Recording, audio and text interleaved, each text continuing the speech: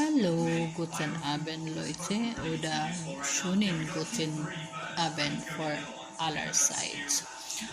Heute war ein harter für uns wegen der Situationen und wegen der Situationen unserer Tochter.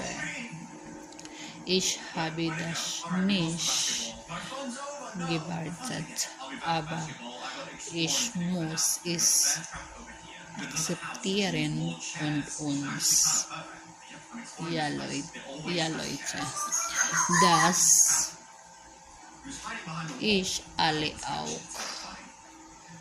Medikamenten nehmen muss, die sie braucht. Ja.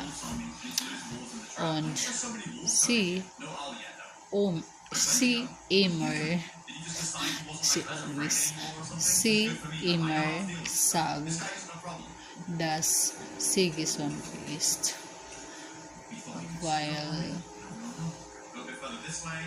ich bin pabaya, pabaya mama. I don't know Leute.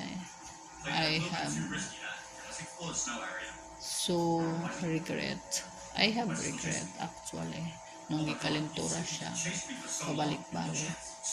Hindi ko inagapan pa-check up it because we're both busy. It was skeptisch. Yeah. Tapos ngayon, nagka-virus siya.